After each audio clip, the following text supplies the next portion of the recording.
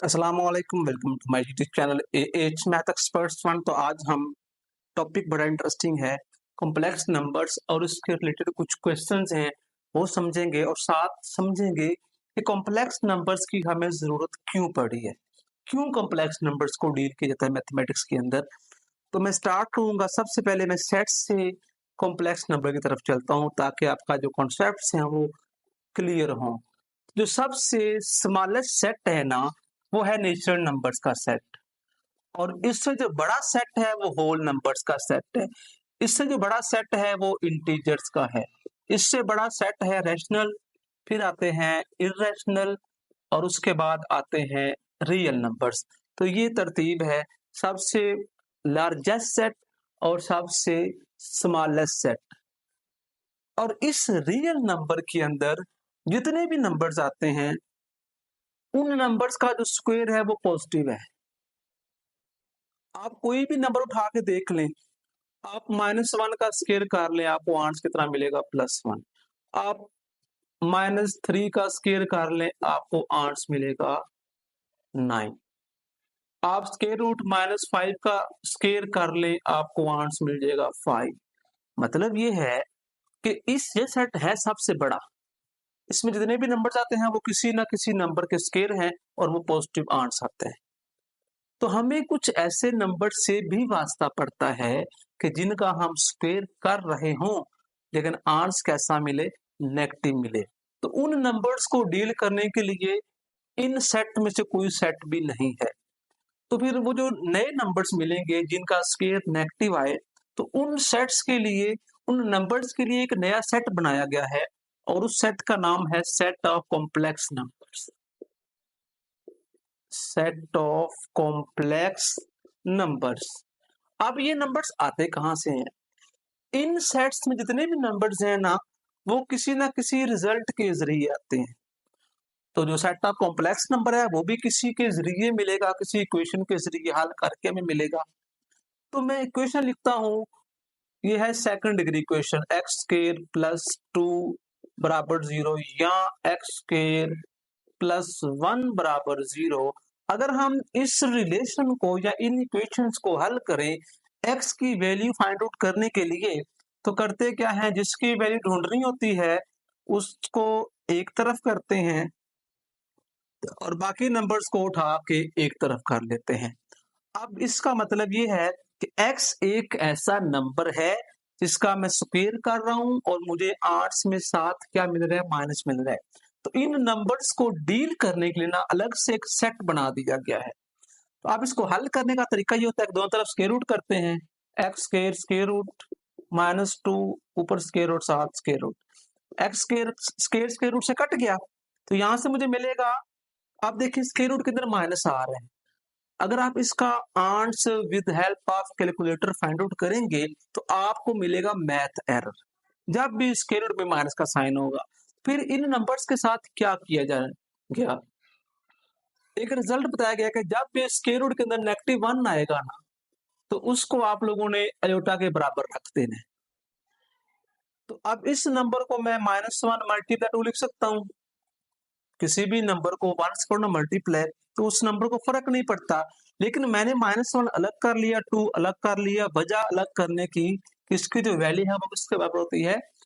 Aorta के बराबर। तो यहाँ पे फिर वैल्यू रिप्लेस कर सकते हैं, स्क्वायर रूट ऑफ 2 और साथ क्या आ जाएगा? अयोटा। तो अब इनकी डेफिनेशन ये बनती है कि ऐसे नंबर्स जिनके अंदर अयोटा नजर आएगा वो नंबर्स कैसे होते हैं? कॉम्प्लेक्स होते हैं। तो इसकी डेफिनेशन जो है, कॉम्प्लेक्स को सी से जाहिर करते हैं। सी बराबर है जी एक्स प्लस वाई अयोटा, यहाँ लिखा होता है ए प्लस बी अयोटा। अब इसमें जो एक्स और वाई हैं ये कुछ नंबर्स होंगे जो कि सेट ऑफ रियल में से लेंगे, मतलब ये पॉजिटिव भी हो सकते हैं, नेगेटिव भी हो सकते हैं। और जो नंबर बगैर अयोटा के है ना, उसे कहते हैं रियल पार्ट। मतलब इस कॉम्प्लेक्स नंबर के दो हिस्से हैं, जो उनमें से एक है उसका नाम है रियल पार्ट, और जो अयोटा के साथ है उसे कहते हैं इमेजिनरी पार्ट, हकीकी हिस्सा, और दूसरा कौन सा है? इमेजिनरी हिस्सा। तो ये थी डेफिनेशन कॉम्प्लेक्स नंबर्स की। अब ये मैंने ऊपर एक लिखी हुई है वैल्यू, जब भी स्क्वायर रूट के अंदर -1 आएगा तो वो बराबर होगा अयोटा के। अगर हम दोनों तरफ स्क्वायर कर लें इसका, तो अयोटा स्क्वायर बराबर में आ जाएगा -1, स्क्वायर स्क्वायर रूट, स्क्वायर काट जाएगा स्क्वायर रूट से, तो 8 में कितना मिल जाएगा मुझे -1। तो ये हमारी वैल्यू है अयोटा स्क्वायर की, और इसको हम डिफरेंट जो क्वेश्चंस हल करेंगे उनके अंदर इसको इस्तेमाल करेंगे। तो क्वेश्चन नंबर 1 है जी हमारा इवेल्युएट, इसके डिफरेंट पार्ट्स हैं। सबसे नंबर 1 पे है जी अयोटा पावर 7, मतलब हमने इसका आंसर फाइंड आउट करना है। और मैंने ऊपर दो चीजें लिखी हुई हैं, जहां पे भी अयोटा स्क्वायर हमें नजर आएगा तो वहां पे हमने -1 रिप्लेस कर देना है। अब यहाँ पे देखें तो यहाँ पे अयोटा पावर 7 है, हमें 2 नजर नहीं आ रहा, और जो 7 है वो ऑड नंबर है। तो जब भी हम अयोटा वाले क्वेश्चन डील कर रहे हों और अगर अयोटा की पावर 2 से ग्रेटर है, हमने उसको 2 जैसा बनाना है। अब ये पावर ऑड है, तो जब भी पावर ऑड होगी तो आपने उसके साथ क्या करना है, आपने एक अयोटा अलग कर लेना है और बाकी बचेंगे 6, तो वो आपने पावर में 6 लिख लेना है। तो अब जो पावर 6 लिखी हुई है इसके साथ हम ये करेंगे कि हमने नीचे 2 खुद से लगा देना है, क्योंकि हमें अयोटा स्क्वायर की जो वैल्यू है वो आती है। अब ऊपर क्या लगाना है, अब जितनी पावर थी ना 6 को आपने जितनी पावर हो उसको आधा कर दो, तो 6 का जो हाफ होता है, अगर हम 6 को 2 पे करेंगे डिवाइड तो 3 आएगा, हमने ऊपर 3 लगा देना है। अयोटा एज इट, इसकी जो वैल्यू होती है ना बच्चों, होती है -1 के बराबर, ऊपर 3 है। साथ हिंट बता दें कि जो अयोटा स्क्वायर है वो बराबर -1 के होता है। अब 1 की पावर 3 है, नीचे 1 हो पावर जो भी हो 8 1 आते हैं, और अगर नीचे माइनस हो पावर में कोई और नंबर आ जाए तो आंट्स माइनस में रहते हैं, मतलब ये हुआ इसका जो आंसर आएगा वो -1 आ जाएगा। अगर हम अयोटा को -1 से करेंगे मल्टीप्लाई, तो आंट्स में आ जाएगा माइनस का अयोटा। जो नेक्स्ट क्वेश्चन है हमारा सेकंड पार्ट, उसमें है जी अयोटा 50, इसमें पावर ऑलरेडी इवन है, हमने 2 ऊपर 50 लगा दे, 25 बल्कि 50 का जो आधा होता है वो 25 होता है, इसकी वैल्यू होती है -1 के बराबर पावर 25, तो इसका आंसर मुझे मिल जाएगा -1। तो नेक्स्ट 12 वाला अयोटा 12 वो भी ऐसी है। नंबर 4 है जिसका, उसमें लिखा हुआ है माइनस अयोटा की पावर कितनी है बच्चों, 8 है।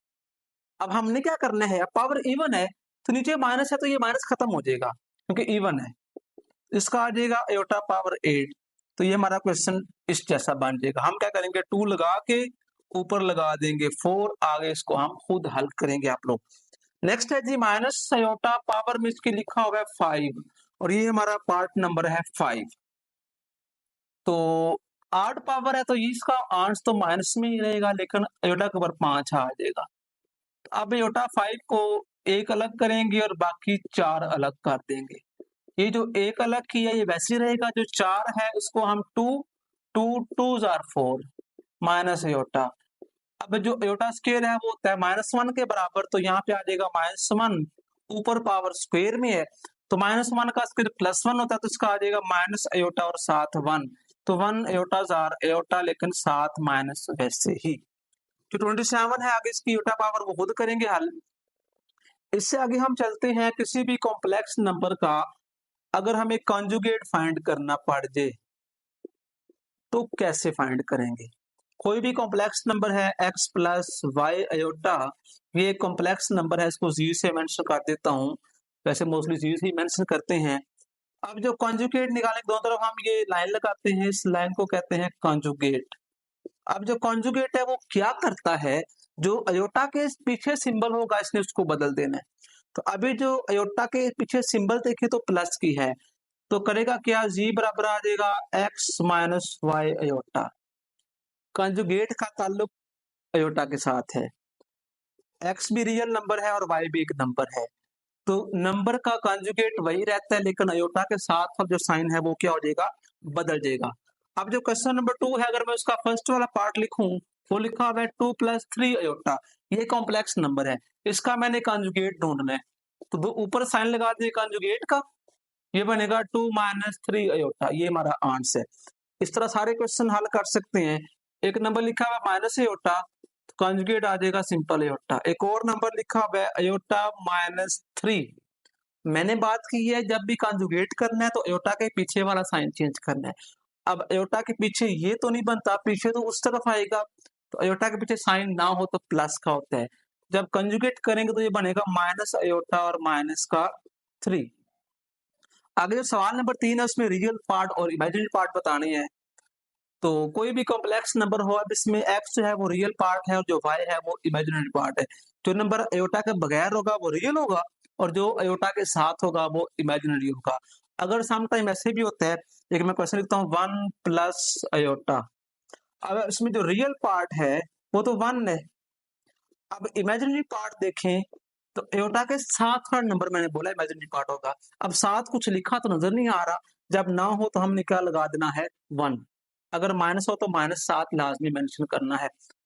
अगर किसी नंबर में एयोटा है ही नहीं तो उसका इमेजिनरी पार्ट 0 होगा।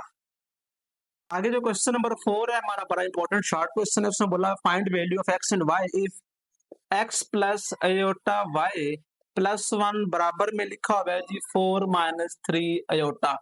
इसमें से उसने बोला हुआ है कि आपने कॉम्प्लेक्स नंबर में से x और y को फाइंड आउट करना है। तो अब इसमें देखें तो x प्लस अयोटा y बराबर है 4 माइनस 3 अयोटा और माइनस का 1। तो मैंने क्या किया, मैंने x y को अलग रखा है। जो एक नंबर इजाफी था वो लेफ्ट हैंड पे प्लस हो रहा था, तो राइट पे जाके ये क्या हो गया, माइनस हो गया। इनको हल करते हैं, ये भी रियल पार्ट ये भी रियल पार्ट, तो ये आपस में हल होंगे। 4 माइनस 3 अयोटा इधर लिखा हुआ है x प्लस अयोटा y या y अयोटा।